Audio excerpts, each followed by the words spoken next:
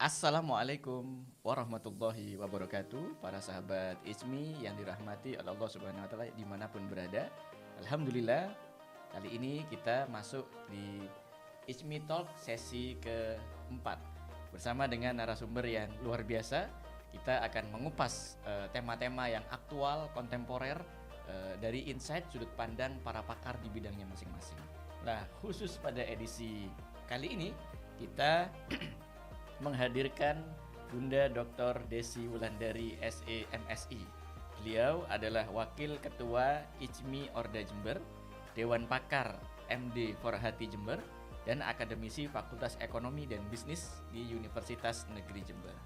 Nah, selain itu beliau banyak pengalaman pengabdian di bidang halal di tengah-tengah masyarakat. Langsung saja kita akan sapa narasumber kita pada malam hari ini. Assalamualaikum Bunda. Waalaikumsalam warahmatullahi wabarakatuh. Alhamdulillah sehat nggih? Sehat alhamdulillah. Halal identik dengan sehat. Betul. Betul. Setuju. Ya, baik. Menarik sekali.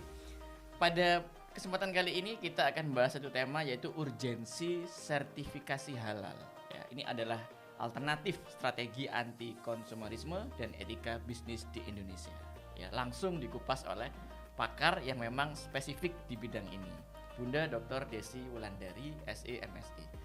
Izinkan kami bertanya Bunda. Yang pertama, mengapa sih sertifikasi halal itu semakin penting terutama di era globalisasi sekarang? Kalau dulu sih kita tahu.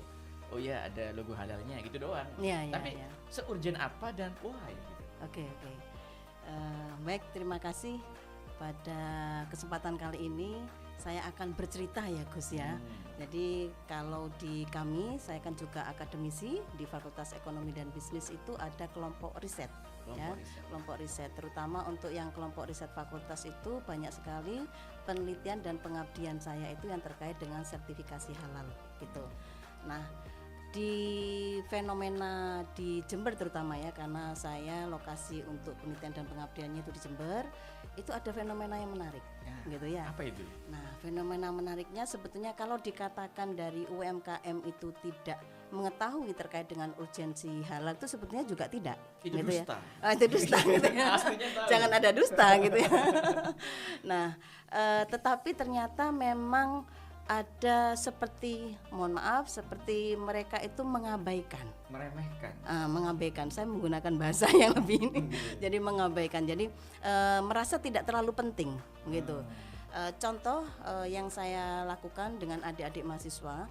Jadi mereka itu standby di sebuah lokasi, tetapi ternyata kita menunggu itu sampai beberapa waktu, sekitar bulanan begitu.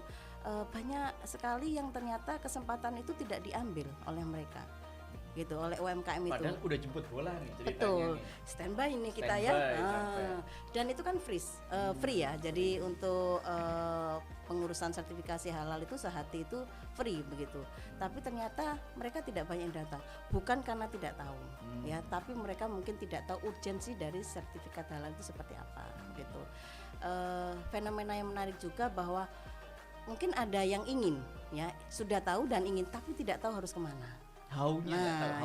Saya harus melakukan apa, begitu ya. Saya harus kemana dulu, itu tidak tahu. Nah, ini pada acara HB Talk ini, monggo yang mempunyai keinginan, kebutuhan. Kalau sekarang saya pikir kebutuhan ya, karena sudah 2026 harus punya sertifikat halal semua untuk produk ya, baik barang maupun jasa. Monggo bisa langsung ke HB Talk ya. Hubungi nomor di bawah. Like. Ya, promo di belakang layar. Enggak bercanda. Jadi bisa menghubungi di ICMI gitu, jadi banyak tokoh di sana. Bisa langsung juga ke Universitas Jember, nanti kita akan fasilitasi. Ada adik-adik mahasiswa yang memang menjadi pendamping halal, produk halal yang bisa membantu untuk pengurusan sertifikat halal. Sebentar, saya notice dulu sebentar. Pendamping halal maksudnya pendamping untuk mengurusi sertifikasi halal ini. Bukan untuk menjadi halal ya. Tadi pendamping halal. Jadi sebetulnya tidak banyak persyaratan. Insya Allah sudah ada semua, tapi mereka mungkin sudah mempunyai asumsi bahwa ini sulit, saya harus kemana begitu. Mungkin biayanya juga mahal, padahal itu sangat tidak berbiaya gitu. Jadi kayak semacam mental block ya, belum apa-apa udah Sudah ini jangan dulu gini, ya, jangan gini, gitu. repot kalau sudah seperti itu gitu. Udah underestimate Jadi dulu. ya saya inginkan bahwa masyarakat sadar, dan kita sebagai di sini jenengan juga Gus Sutri sebagai majelis gaul ya, owner majelis gaul Owner kayak perusahaan aja. gitu ya. Bisa menyebarkan juga, minta bantuan juga sebagai agent of change gitu ya. Jadi kita dari mulut ke mulut bahwa kita semua sebagai ujung tombak untuk memberitahu, mensosialisasikan bahwa sertifikasi halal itu sangat-sangat penting. Apalagi kita sebagai muslim ya. Jadi kehalalan dan keharaman tuh kita harus tahu batas-batasnya di mana, titik kritisnya di mana. Jadi belum tentu yang misalkan kita juga pernah melibatkan RPH, RPU, dinas-dinas begitu ya. Jadi kalau sembelihan ya, sembelihan barang hewan ya, hewan sembelihan kita itu halal, bukan berarti kemudian nanti outputnya Langsung barang halal. halal ya, Masih karena banyak faktor. betul ada titik kritis di situ yang harus kita perhatikan. Nah itu fungsinya nanti ada pendamping halal, penyelia halal, sampai nanti keluar sertifikasi halal gitu. Nah, sedikit yang menarik, Ya. Bunda, ini pertanyaan agak nyelentik sedikit ya. Ya. Emang kalau sudah ngurusi sertifikasi halal itu sesuatu yang basically produknya haram bisa dihalalkan nggak? Yang sudah haram bisa Iya, dihalalkan, nggak nggak bisa bisa, ya? Nggak nggak bisa. bisa. No. Berarti ini Iya. maksudnya sertifikasi halal ini bukan berarti untuk tujuan komersil ansih gitu, maksudnya wah ini berarti biar laku, oh ini atau biar oke, apa dan oke. sebagainya. Ini memang benar-benar menegakkan norma, Betul. menegakkan norma-norma halal, dijaga adab-adab dan etikanya, sehingga kemudian lebih berkah gitu istilahnya Ya, untuk betul. bisnis semua. Maka dari itu para sahabat ISMI dan warga masyarakat di Indonesia harusnya lebih aware ya, harusnya lebih sadar, ya. gitu. Dan ini urgent banget. Nah, Jadi ini butuh. berikutnya, lantas bagaimana sertifikasi halal ini bisa menjadi strategi dalam menerapkan etika bisnis di Indonesia? Oke. Jadi untuk sertifikasi halal sebetulnya kan bisa kita lihat dari sisi pelaku usaha dengan konsumennya gitu ya. Kalau etika bisnis berarti kita telaah dari sisi pelaku usahanya. Pelakunya. Jadi kalau kita dari Islam ya, dari pandangan atau syariah Islam, bahwa setiap yang kita lakukan adalah menjadi tanggung jawab kita gitu ya. Jadi seorang pelaku usaha atau pemasar janganlah hanya berpikir terkait dengan profit, tapi tidak mengindahkan terkait dengan kehalalnya ya. Jadi itu yang perlu diperhatikan seperti itu. Nah, kalau kita ada teori yang terkait dengan syariah marketing ya, pemasaran syariah itu ada etis, masuk yang kita ini tadi, ada teistis, ada humanistis, dan ada realistis. Saya kupas yang terkait dengan etis. Etis itu berarti terkait dengan moral dan etika. Jadi moral itu kan terkait dengan baik buruknya, etika terkait dengan perilaku yang diakui untuk komunitas atau masyarakat tertentu. Nah, etika bisnis ya, etis di sini adalah bentuk pertanggungjawaban kita sebagai khalifah di bumi ya, untuk berakhlak yang mulia gitu. Jadi bukan hanya kita mendapatkan cuan dan cuan gitu ya, atau UUD ya, ujung-ujungnya duit ya. Jadi yang perlu kita perhatikan bahwa sesuatu yang halal insya Allah kan ujungnya juga barokah. Ujungnya juga tadi yang sudah kita spill di depan, kita insya Allah sehat begitu ya. Jadi tidak mungkin sesuatu yang sudah halal kemudian dampak buruk. ya harusnya yang kita makan itu juga barokah nanti gitu. Apalagi gini Bunda, kenapa kok kemudian para pedagang, pelaku usaha itu banyak jadi cuan? Kita kan hidup di zaman kapitalisme yang punya kaidah itu bil fulus likulli amrin mulus gitu. Walaisal fulus fahuwa mampus gitu kaidahnya. Oke, ini menarik sekali. Jadi ternyata sertifikasi halal itu bisa menjadi strategi ya dalam menerapkan etika bisnis di Indonesia. Jadi biar nggak barbar, biar lebih tertata, betul. biar lebih menjaga norma-norma. Ya, jadi semuanya itu kan ada batasan ya, batasan yang bisa dipertanggungjawabkan. Cari cuan sih boleh. Boleh, ya ada persyaratannya, syarat dan ketentuan berlaku. Ya, S dan K nih ceritanya ya. Baik, berikutnya, lantas apa saja Bunda? Apa saja faktor-faktor yang mendorong munculnya konsumerisme, apalagi di Ramadan nih? Nah, kemarin betul. kita waktu ISMI Talk bersama dengan Syekh Rosi itu kita menemukan gambaran bahwasannya di bulan Ramadan kan itu orang puasa ya. Puasa harusnya nggak makan nggak minum. Betul. Faktanya jualan makanan F&B, food and beverage, jajanan atau ya makan makanan berat itu malah naik berkali-kali lipat. Tidak sekedar 2 kali lipat, bahkan sampai 500%, Iya, 5 sampai 10 iya, lipat iya, jumlahnya. oke. Baik itu beras, jajanan dan sebagainya. Nah, itu kan menunjukkan bahwa kayaknya masyarakat kita siangnya sih puasa iya, tapi Malamnya malamnya balas dendam gitu. Barbar jadinya ya. Masih pada konteks konsumerisme. Oke, Nah, oke. itu apa saja sih faktor-faktornya? Ya, kalau di saat sekarang ini kan pasti tidak lain tidak bukan medsos. Ya, media sosial itu sangat-sangat Efek, sangat berdampak sekali begitu. Ada teman kita pasang story, klik butuh bakso, Iya. yummy, gitu terus kepingin. Wong sih Iya, nggak iya. kebayang bakso, tiba-tiba cuma buka HP, terus kebayang bakso tiba-tiba. Apalagi kalau ada guyonan tuh ya. Jadi ada sabun, merek sabun tertentu warna hijau kelihatannya seperti sirup. Iya. Jadi kalau kita melihat bahwa dari sisi Ramadan kita berpuasa, harusnya kita kan membentengi diri kita itu dengan sabar gitu ya. Menjaga diri, menahan Iya, diri, menahan diri, disiplin terhadap waktu begitu ya. Jadi ternyata karena ada momen tertentu, apalagi ini di bulan Ramadan menyambut hari Lebaran, raya Idul Fitri, memang momennya kan memang seperti itu.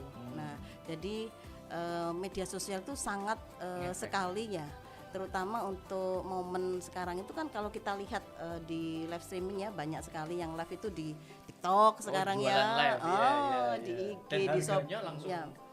ini ya. Di bawah gitu. Tapi hati-hati ya. Jadi saya punya pengalaman juga. Ternyata memang ini untuk pelaku usaha, terutama untuk ininya ya yang menjadi Promotor ya mempromosikan. ketika mengklarifikasi produk gitu ya. Jadi memang harus tahu bahwa ternyata yang Anda bawa itu produknya memang harus betul-betul bisa dipertanggungjawabkan gitu.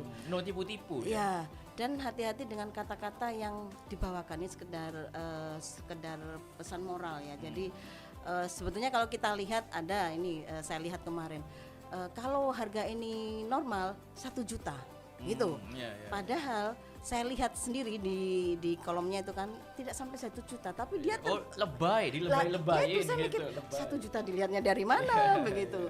Nah, padahal pada saat live itu harganya menjadi tidak sampai 100.000 gitu. Dan di situ ada harga itu tidak sampai 300 gitu. Tapi yang bersangkutan mengucapkannya 1 juta begitu. Orang, apalagi emak-emak, ibu-ibu ya, dibegitukan. Wah, kapan lagi nih? Apalagi dengan tempo waktu berbicara yang cepat.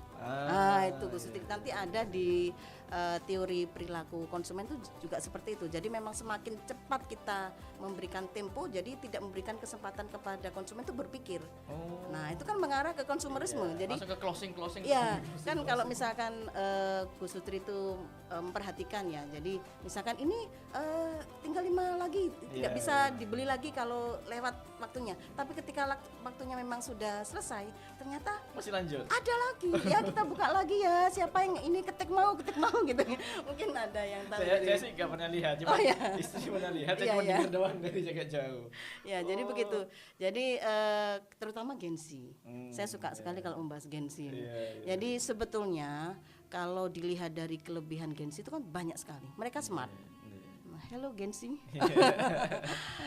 Jadi mereka smart, inovatif, kreatif dan melek teknologi. Gitu. Tapi baperan. Positifnya begitu. Mental health-nya yang harus dijaga. Saya ngomong positifnya dulu. Jadi karena banyak mahasiswa saya juga seperti itu. Smart sekali. Saya lihat ketika presentasi di kelas tuh pintar sekali mereka. Tapi mereka kecanduan gadget. Gitu. Nah, untuk semester ini ya saya memberikan aturan khusus kepada mahasiswa saya yang sekarang mungkin sudah menonton podcast ini. Jadi saya meminta mereka itu ketika masuk di dalam kelas hanya untuk presensi gadget ini. Ya. Sisanya no gadget. Tidak, kecuali ada kasuistik ya. Kasuistik harus izin dulu kepada saya. Mungkin ada orang tua atau kerabat yang dalam kondisi seperti apa, mungkin yang urgent harus ada HP di sampingnya. Tapi kalau tidak ada itu harus masuk ke tas. Itu aturan yang saya berlakukan semester ini. Kenapa? Karena saya melihat ketika mereka itu dalam proses pembelajaran, ternyata mereka itu sangat tergantung sekali kepada gadget. Pada saat berdiskusi, lihat seperti tidak percaya diri, padahal saya yakin mereka itu bisa. Mereka itu inovatif, kreatif, smart gitu. Apalagi ada AI gitu kan. Rasa ketergantungannya itu tinggi. Itu yang saya ingin melepaskan itu, bahwa Anda bisa. karena saya bisa, insya Allah Anda bisa gitu. Jadi saya mencoba untuk melepaskan ketergantungan itu dengan cara titip dulu di dalam tas. Nah, jadi ketika berdiskusi pun mereka harus ini Benar-benar mengeksplor, brainstorming ya mengeksplor. Dan ketika menjawab pertanyaan pun mungkin saya berbeda dengan dosen yang lain. Misalkan ketika berkelompok itu kan ada satu kelompok misalkan 5 mahasiswa, Gus, ya 5 mahasiswa. Satu pertanyaan itu dijawab oleh 5 mahasiswa. Semuanya harus jawab. Satu pertanyaan ya, Iya, Gus ya, iya. bukan 1 lawan 1. Oke. Tapi satu pertanyaan dijawab oleh 5 mahasiswa. Jadi semuanya kebagian brainstorming gitu. Iya. Nah, parahnya Gus. Nah, ini yang kelima biasanya kan sudah sulit. Tahu maksud saya?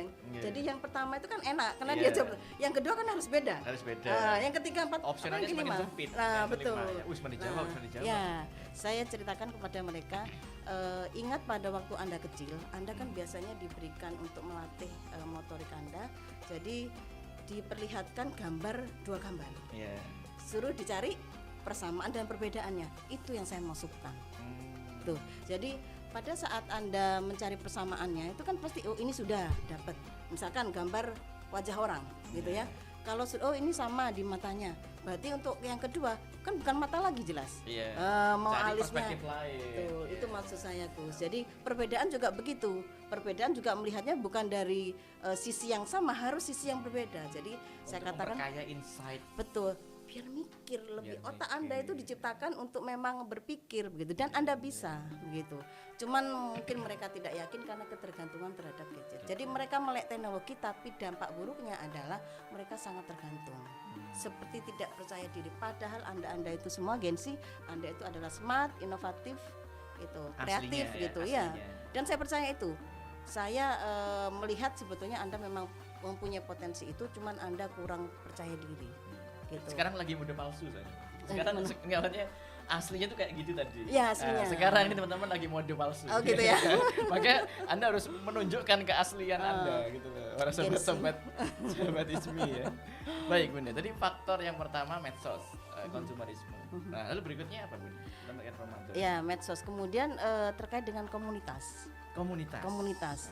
Jadi circle itu kan pasti mempengaruhi. Oh yes, yes. Ya.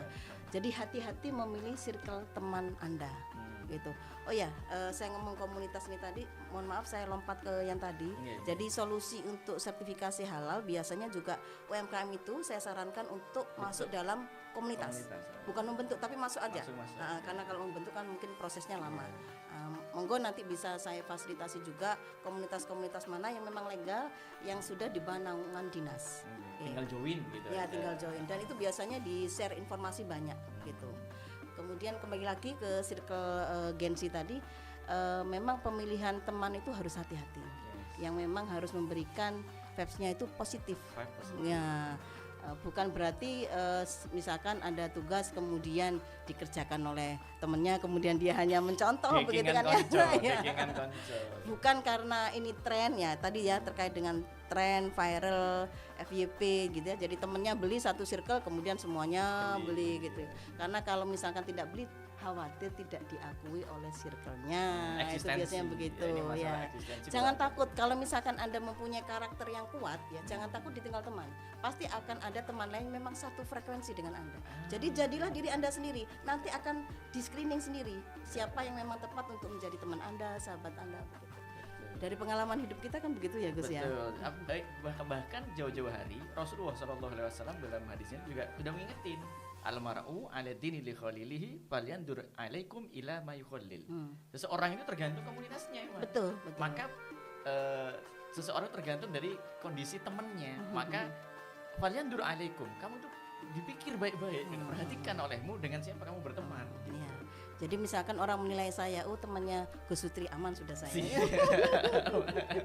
Dekingan pusat. Gitu ya. Dekingan pusat. Ya, gitu. Baik, wah menarik sekali nih obrolan kita pada kesempatan kali ini. Sampai tidak terasa waktu sudah menunjukkan pada akhir pembicaraan. Nah, Bunda Desi izin menyampaikan closing statement kepada sahabat Ijmi yang bisa kita ambil pada malam hari ini. Ya, Jadi terkait dengan sertifikasi halal, terkait dengan etika bisnis, dan yang ketiga dengan anti konsumerisme. Jadi itu sebetulnya terdampak kepada masyarakat, terutama pelaku usaha dan konsumen. Jadi semuanya harus kita perhatikan bahwa boleh bertransaksi tetapi memang sesuai dengan kebutuhan, sehingga memang yang kita butuhkan apalagi sekarang masa-masa efisiensi ya. Semuanya harus ini ikat pinggangnya harus dikencangkan seperti Nabi dulu sampai diberi batu ya, terus ya. Jadi efisiensi seperti itu. Jadi memang harus kita perhatikan bahwa yang kita belanjakan, kita belikan memang halal. Kemudian bila mana kita menjadi pelaku usaha, kita memang harus bertanggung jawab dengan produk yang kita jual begitu. Nah, sebagai konsumen kita juga harus cerdas. Mana yang kita butuhkan, mana yang kita inginkan, mana yang memang tidak perlu ya tidak usah kita beli gitu ya. Nanti kita sesuaikan dengan budget, dengan momen, dengan kebutuhan yang memang benar-benar primer gitu.